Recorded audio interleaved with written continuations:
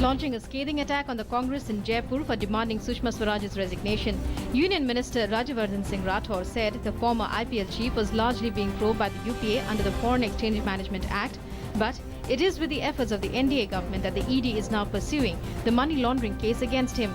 He further added that a red corner notice will be soon issued against Lalit Modi. The BJP, through a series of press conferences across the country, held the Congress responsible for holding Parliament to ransom. Environment and Forest Minister Prakash Javadekar, at a press conference in Lucknow, slammed the Congress for disrupting Parliament, whereas in Ahmedabad, Union Power Minister Piyush Goyal alleged that the main opposition party wants to halt the nation's development.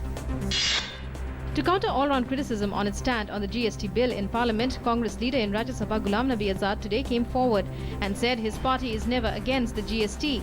Addressing news persons in New Delhi, he said it is Congress which had conceptualized the bill. He said, mere passage of the GST bill cannot be the parameter of the economic development.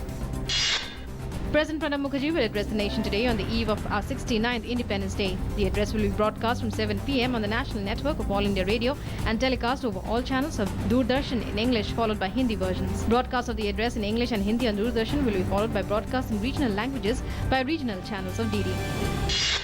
In view of the increased threat perception, security has been tightened at the Red Fort, where Prime Minister Narendra Modi will hoist the tricolour and deliver his second speech as the Prime Minister. The Ministry of Home Affairs has issued a security alert to Delhi, Mumbai and states adjoining the Indo-Pak border, particularly Jammu and Kashmir and Gujarat. At least 200 specially trained commandos of the National Security Guard, Special Weapons and Tactics and Border Security Force will be deployed within 500 metres of the fort as part of the 5-tier security cover for the Prime Minister. Security agencies have established a no-fly zone over Delhi for Independence Day celebrations. Prime Minister Narendra Modi greeted the people of Pakistan on their Independence Day today. Pakistan celebrates Independence Day on the 14th of August every year. After sustained questioning for nearly 8 days, alleged Pakistani terrorist Mohammad Nabi Yaqub was brought to Delhi amid tight security. He will be subjected to a lie detector test. NIA Chief Sharad Kumar, who returned from his 2-day visit to Jammu, said the agency has evidence that he is from Pakistan and was part of Lashkar-e-Taiba, which trained him in the use of arms and ammunition and for recruiting cadre to expand the terror group.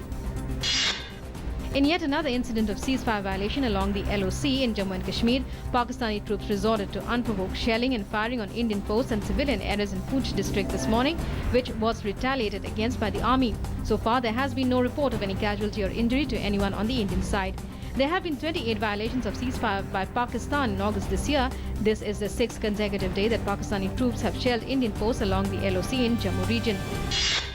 13 pilgrims, including 6 women, were killed today and 11 others were injured when a pickup van carrying them collided with a speeding truck on NH33. The incident occurred when the pickup van in which the pilgrims were returning from Puri collided with a speeding truck near Chowka, about 40 kilometers from Jamshedpur. 11 people were killed on the spot while 2 succumbed to their injuries on the way to the hospital. The RBI has instructed all banks to provide interest concession of 2% on short-term crop loans of up to Rs 3 lakhs. The RBI in a notification said that interest subvention of 2% per annum will be made available to public and private sector banks provided they lend short-term credit at the ground level at 7% per annum to farmers.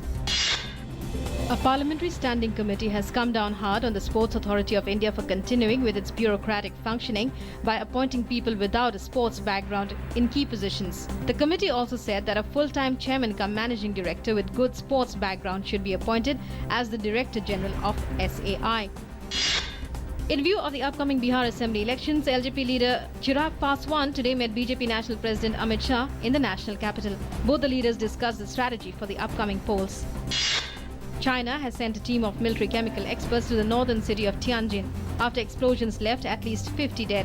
The blasts ripped through an industrial port area, destroying buildings, shipping containers and thousands of new cars. It is not known what caused them, nor where the chemicals were leaked. Jwala Gutta Ashwini